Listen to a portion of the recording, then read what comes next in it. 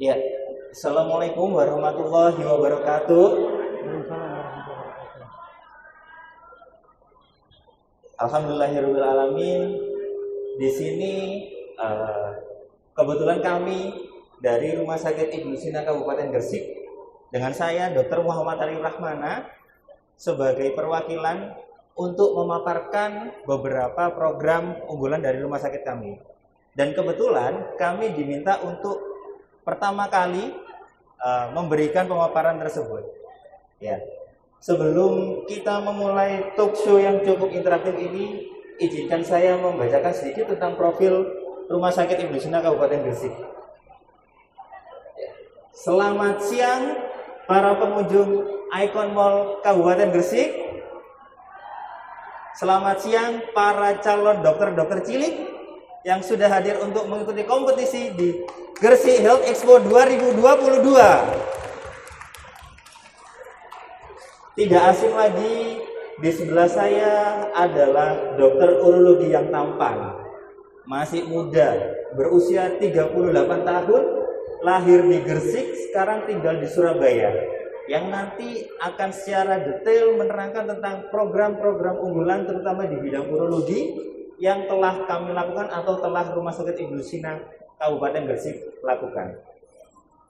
Profil singkat dari pemateri atau yang memberikan talk show hari ini adalah Dr. Ahmad Anik Kamal Farahidi, berusia 38 tahun yang telah mengenyam profesi pendidikan dokter spesialis urologi di Fakultas Kedokteran Universitas Airlangga dan telah menjadi dokter di Rumah Sakit Ibnu Sina Kabupaten Gresik sebagai spesialis urologi sejak tahun 2018 sampai sekarang. Tadi sudah disampaikan oleh Yuk Sina dan Cak Ibnu terkait program unggulannya apa saja, yaitu PCNL dan RIRS. Sebelum kita menginjak apa sih PCNL itu dan apa sih RIRS itu, tentu kita harus tahu kenapa kok program itu dilakukan. Yang pertama adalah terkait batu ginjal. Kita sambut bersama-sama pemateri talk show kita hari ini, Dr. Ahmad Anik Kamal Farahidi, spesialis urologi. Mas, sudah masker ya? Oh iya.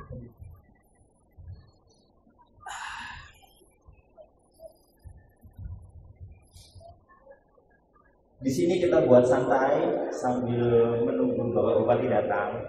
Dan jika waktunya masih ada, nanti monggo jika para dokter cilik yang ingin menjadi dokter spesialis urologi seperti Pak Dr. Ahmad Anik ini bertanya, akan ada souvenir menarik. Jadi tidak usah malu-malu ya. Yang pertama adalah dokter, di Rumah Sakit Ibnu Sina kan sudah ada PCNL dan RIRS. Itu merupakan salah satu program unggulan untuk menangani kasus-kasus batu ginjal. Nah, sebenarnya batu ginjal itu seperti apa sih, Dok? Barangkali bisa diterangkan secara sederhana kepada teman-teman, terutama para dokter cilik yang di sini yang sudah hadir. Saya rasa antusiasnya cukup tinggi untuk menjadi dokter. Monggo, Dokter. Baik, Assalamualaikum warahmatullahi wabarakatuh. Sebelum membahas tentang batu ginjal, mungkin saya jelaskan sedikit apa itu urologi, Dok. Ya, jadi urologi itu merupakan cabang dari ilmu kedokteran yang istilahnya mengurusi dari ginjal dan saluran kencing. Jadi saluran kencing manusia itu mulai dari ginjal, ureter sampai turun ke kandung kemih pada pasien laki-laki dan perempuan, dan juga masalah reproduksi tapi dari laki-laki. Tapi kalau wanita urusannya dokter kandungan. Jadi kalau misalnya batu ginjal itu muncul adanya batu di ginjal. Jadi dari saluran kencing bisa di ginjal batu kecil atau batu sampai mengisi seluruh kamar-kamar dari ginjal. Nah, terkait masalah layanan urologi unggulan di Rumah Sakit Ibnu Sina ini ada RIRS dan PCNL. Jadi batu saluran kemih itu batu yang mengisi di ginjal tadi, kemudian di ureter itu saluran kecil yang menghubungkan antara ginjal sampai kandung kemih.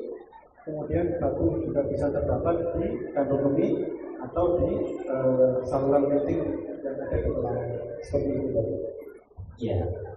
Nah, dok, ini kan istilah batu itu sebenarnya kalau kita lihat istilah awam adalah apakah itu batu kerikil atau batu pasir. Nah, kalau yang ada di saluran perkemihan ini, dok, batunya itu komposisinya atau kandungannya itu apa aja sih, dok? Kok sehingga harus dihancurkan?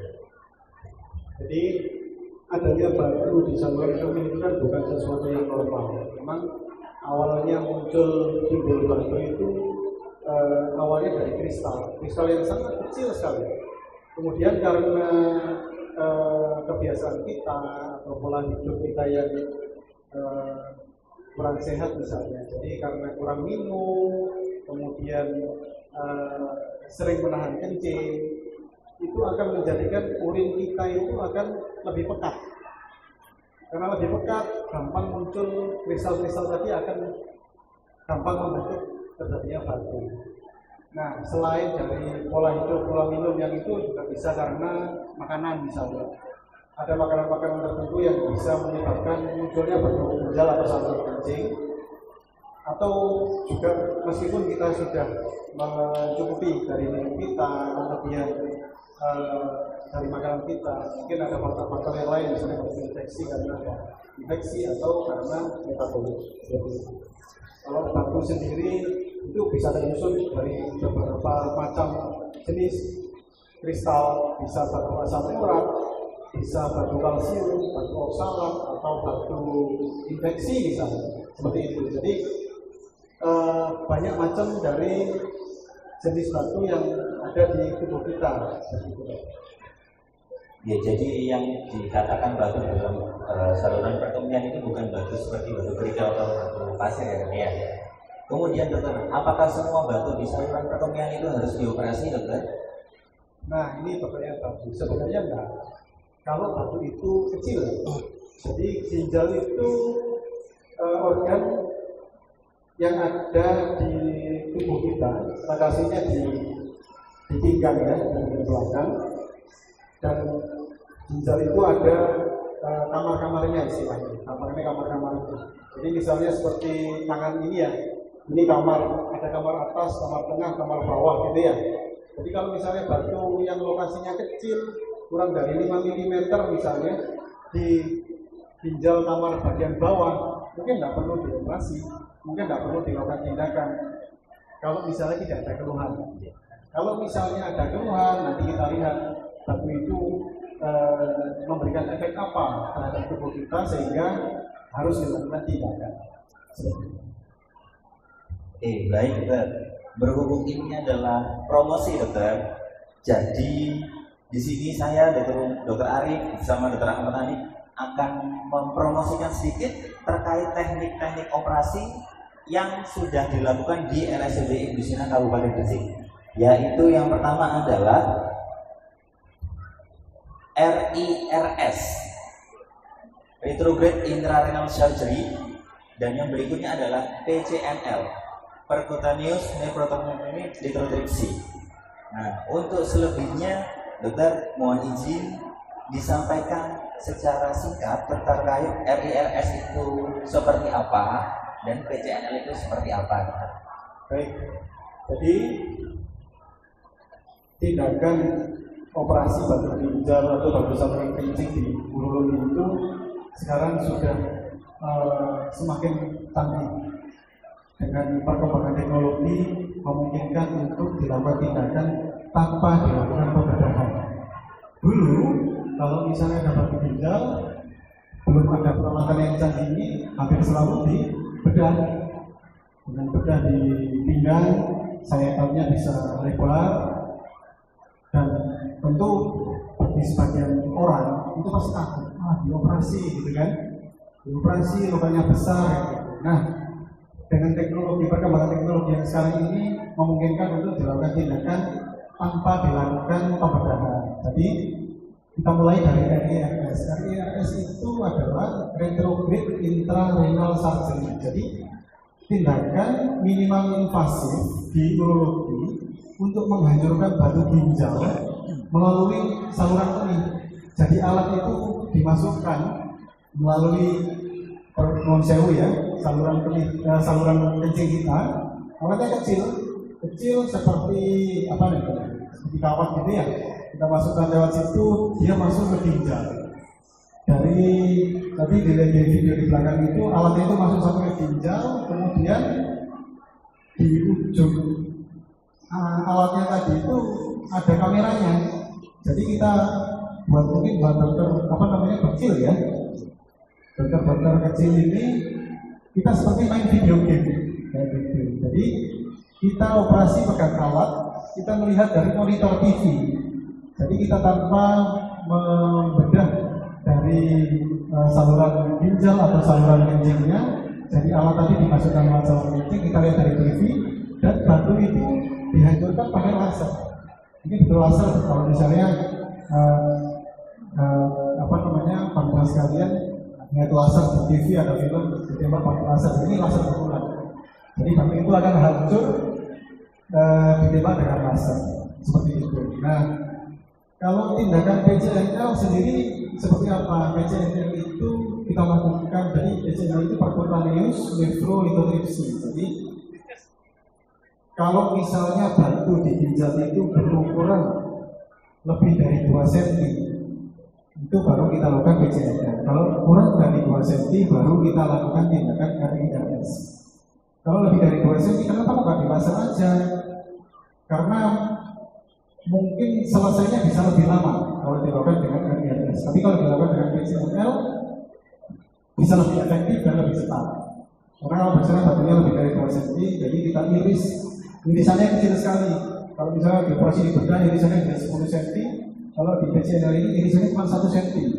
Jadi saya kayak diameter pulpen gitu ya. Jadi kita iris itu, kita masukkan alat dari pinggang, dari kulit pinggang itu masuk ke ginjal, kemudian batunya kita hancurkan. Nah, penghancuran batunya ini bisa bermacam-macam. Kalau yang di belakang ini di laser, nah itu di laser, batunya ditembak pakai laser. Nah, kalau PCNL bisa bermacam-macam, bisa dengan laser, bisa dengan apa namanya pneumatik. Pneumatik itu ditembak supaya batunya hancur kecil-kecil, dan batunya akan dikeluarkan saat itu juga dari alat yang kita masukkan ke ginjal batu. Tentunya PCNL dan RIRS ini efek sampingnya akan lebih minimal daripada kalau misalnya dilakukan pembedahan. Misalnya kalau dilakukan pembedahan itu waktu ngamarnya pasti lebih lama, bisa 4-5 hari.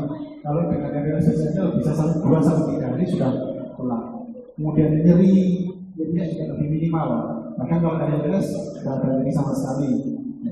Kemudian pastinya rasa cemas pasien untuk dilakukan tindakan. Kalau dioperasi itu kan sesuatu yang menakutkan. Ya, kalau misalnya dilakukan dengan operasi minimal pasien ini bisa lebih diminimalkan. Ini barusan kita lihat ini PCNL, batunya dipecah kecil-kecil baru dikeluarkan. Ini sebagian batu yang disedot supaya batunya hancur seperti pasir. Nah, kalau dilakukan RIRS tadi, di laser tadi, harapannya batu itu bisa keluar sendiri melalui kencing kita. Jadi batunya di laser itu akan hancur seperti pasir. Jadi batu yang ditembak tadi akan keluar sendiri lewat kencing, seperti proses kencing yang normal seperti itu. Mungkin itu Dr. Ali. Ya, terima kasih kepada Dr. Ahmad Amil, Ahmad Ani Kamal terkait pemaparan RIRS dan PCNL. Jadi, dokter, ini kan merupakan program unggulan di rumah sakit kita. Menurut pengalaman dokter, tingkat kekambuhan atau tingkat kesembuhan dari program yang dilakukan ini RIRS dan PCNL itu seberapa? Kalau tingkat kekambuhan ya, jadi pada intinya tingkat kekambuhan itu kembali lagi ke faktor resiko. Orang dengan batu ginjal itu atau batu saluran kemih itu akan, misalnya sudah dilakukan operasi ya, Jadi faktor resiko terbentuknya batu itu salah satunya adalah dulu pernah terjadi batu. Misalnya sudah pernah ada batu di ginjal saluran kencing, dilakukan operasi misalnya, peluang dia untuk muncul batu lagi itu akan semakin meningkat, kayak gitu. Jadi tapi kalau misalnya setelah kita operasi, batu tadi akan kita periksakan. Kita akan periksakan, dianalisa batu istilahnya. Jadi biar tahu kandungan batunya ini batu apa. Apakah batu asam urat, apakah batu kalsium, batu oksala. Nah dari tahunya kita dari jenis batu ini akan sebagai acuan kita. Oh nanti kita konsulkan ke bagian gizi, dokter gizi klinik atau bagian gizi. Nanti akan diatur dietnya. Dietnya apa aja yang boleh, apa aja yang nggak boleh, seperti itu. Tentunya faktor terbentuknya batu itu macam-macam. Tapi yang bisa dicegah adalah faktor dietan ini. Jadi kalau misalnya diet ini sekiranya bisa dihindari atau dilakukan, ya itu bisa kita lakukan. Seperti itu. Ya, pemaparannya cukup singkat, cukup jelas. Saya rasa yang telah disampaikan oleh Dr. Ali. Kemudian ini berarti secara tidak langsung bahwa RIAS dan CNL ini merupakan salah satu metode untuk pemecahan batu dengan minimal invasif atau minimal pembedahan, dengan harapan proses penyembuhannya akan jauh lebih cepat, gitu ya Bapak. Nah, sekarang ini merupakan era BPJS Kesehatan atau era JKN. Tidak usah khawatir, program yang diajukan atau diunggulkan oleh Rumah Sakit Indosina ini insya Allah tercover oleh BPJS Kesehatan. Jadi untuk para pengunjung di sini yang sekiranya ada keluhan nyeri pinggang, kesulitan untuk berkemih, atau bahkan kencingnya kadang-kadang berwarna kemerahan, monggo silakan konsultasi kepada urolog kami, Dr. Ahmad Ani, terkait rencananya USG-nya seperti apa dan tata laksana tindak lanjutnya seperti apa. Ya. Ada yang mau disampaikan lagi, Dokter? Saya rasa kalau misalnya terkait tadi ya, misalnya ada keluhan atau apa, tidak semua batu memang harus dioperasi. Kita pasti akan melakukan screening, kita lakukan proses anamnesa itu kita tanya jawab antara dokter dan pasien untuk menampung keluhan pasien ini apa aja.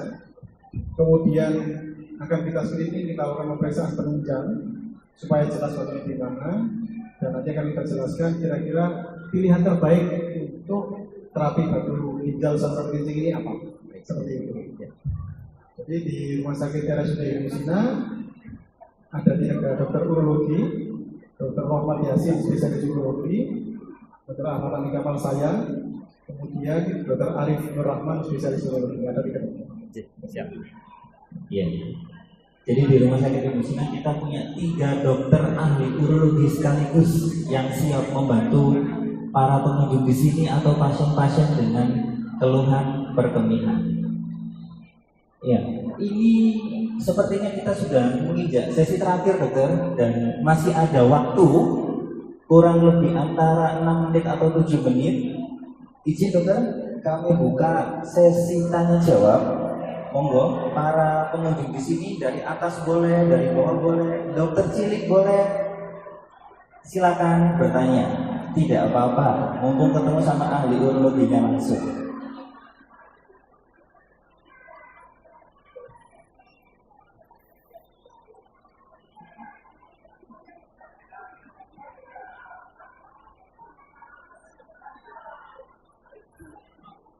Oke. Atau izin saya balik. Saya akan memberikan beberapa pertanyaan. Jika ada yang berani angkat tangan. Ada tanya dong? Oke, monggo. Ada juga.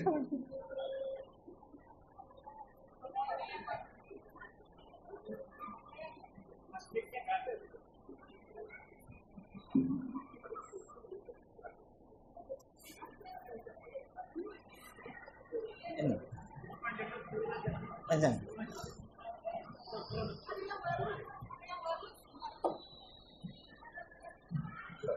Cek. Ya.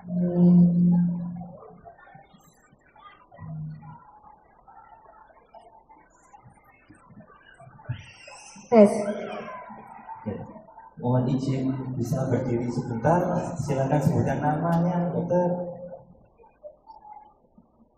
Bismillahirrahmanirrahim. Assalamualaikum warahmatullahi wabarakatuh. Mohon izin bertanya keterangan. Perkenalkan nama saya Mbak Bensi dari Dinas Kesehatan Puskesmas Alun-Alun.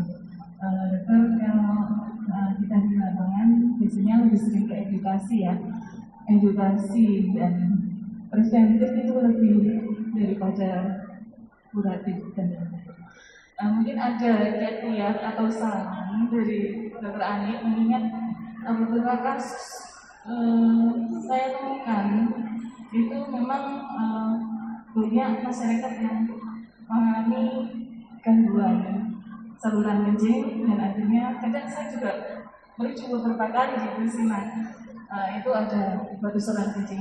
Mungkin apa kiat-kiatnya supaya pola hidup kita, pola makan kita ya, supaya mencegah terjadinya batu ginjal tadi. Sekian saya sampaikan, terima kasih. Wassalamualaikum warahmatullahi wabarakatuh. Oke, Bapak Ibu yang bagus. Jadi batu saluran kencing itu kan, atau batu ginjal saluran kencing ini kan terkait sama kencing juga tadi ya, sama urin. Jadi yang paling penting adalah kita menjaga hidrasi kita menjaga minum kita. Satu, minumnya ini harus cukup. Harus cukup itu artinya orang dewasa ya, orang dewasa itu target kencing itu paling nggak 2,5 liter, itu target kencing.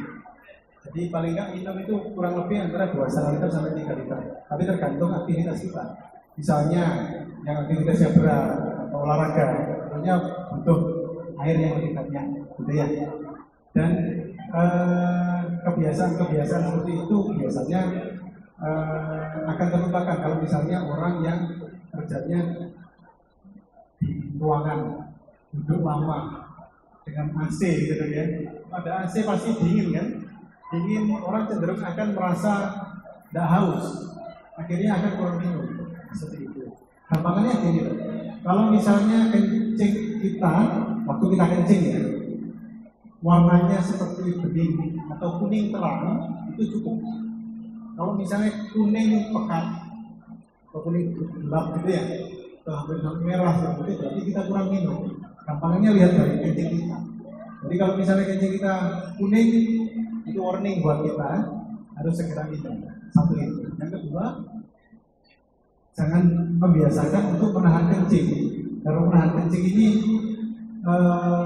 kencing akan berada di kandung kemih itu akan lebih lama, sehingga gampang terjadi istilahnya bahasa dokternya stasis, dia endap, gampang muncul infeksi, kemudian gampang muncul batu, gampang kristal-kristal tadi gampang muncul batu seperti itu.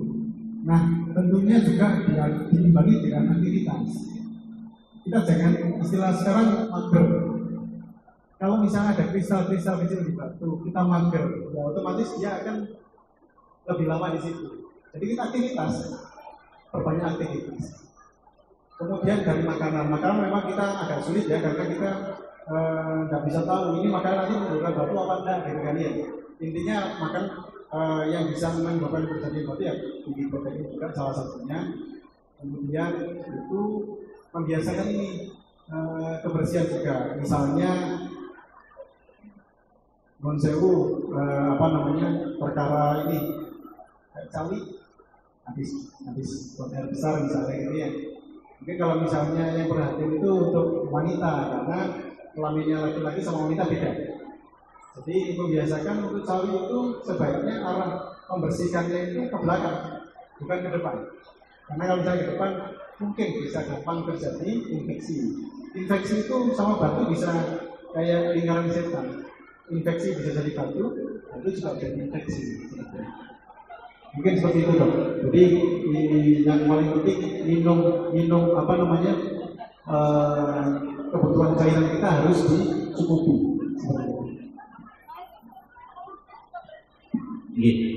Bagaimana untuk Bu Dr. Pesi? Ada yang mau disampaikan lagi?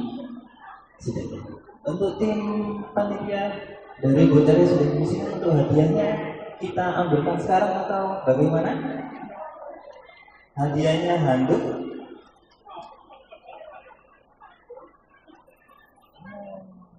Satu lagi. Naik Oh iya. Ada yang mau bertanya? Oke. Silakan. Apa aja Bapak Kinjal?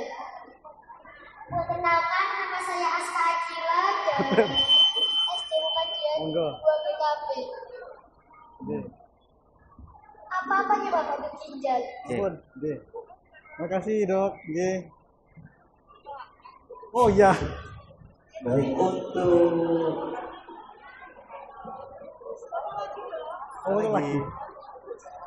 Minuman instan apakah bisa menyebabkan batuk ginjal? Contohnya apa? Seperti Fanta, Sprite, Coca-Cola, atau minuman bersoda lainnya. Makanan instan. Mie instan, nugget, atau sosis. Itu ya. Cukup? Cukup. baik untuk di Tepuk tangan dulu. Untuk adik bocah kecil. Anak Aska ya. untuk di Aska tadi dari SD Muhammadiyah 2, bener ya? Iya. Untuk di Aska dari SD Muhammadiyah 2, dokter, ada salah satu sepertinya ini ya, salah satu peserta dokter cilik kita ya, Iya betul. bertanya tentang dok, apa sih penyebab batuk ginjal? Kemudian apakah makanan instan dan minuman yang cepat saji itu bisa memicu timbulnya batuk ginjal? Pertanyaan yang bagus ya, kecil. Penyebab batuk ginjal itu bermacam-macam, jadi misalnya kurang minum bisa terjadi batuk ginjal, sering menahan kencing juga bisa terjadi batuk ginjal. Jadi untuk adik-adik dan masa pertumbuhan sebaiknya apalagi kalau misalnya di sekolah gitu ya, kita nggak bisa membatasi jajan apa yang akan dikonsumsi. Jadi sebaiknya boleh bawa dari rumah misalnya gelas botol ya, bawa air mineral dari rumah misalnya, itu akan lebih baik untuk mencegah dari batuk ginjal tadi. Jadi penyebabnya itu banyak sekali ya. Salah satunya kurang minum, sering menahan kencing misalnya, terus dari makan makanan apa. Kemudian makan cepat saji misalnya, apakah bisa terbentuk batuk ginjal? Bisa aja bisa. Tergantung dari minum kita dan tergantung dari tubuh kita, faktor-faktor yang bisa mengurangi atau apa ya istilahnya mengurangi timbulnya batuk kayak gitu. Jadi apakah makanan itu boleh? Boleh, cuman dibatasi, nggak boleh terlalu sering seperti itu. Jadi yang dimaksudkan ditekankan di sini adalah minumnya air putih itu harus cukup. Rasanya. Ya, jadi secara garis besar bahwa itu masih bisa untuk memicu, cuma bagaimana pola makan kita yang baik dan benar itu harus terjaga. Gitu. Ada lagi? Itu pegang mic. Hadiah dok. Ada satu lagi. Hadiah dok. Iya. Ada satu lagi dokter itu. Oh boleh dok, apa? Oh gitu. Sudah pegang mic dok? Gimana dok? Baik untuk di Aska. Oh iya siap. Adik Aska dari SD Muhammadiyah, silakan maju ke depan sebentar. Oh ini sudah datang ya. Ya, menghadap ke sana ya. Nih, dari situ. Nah.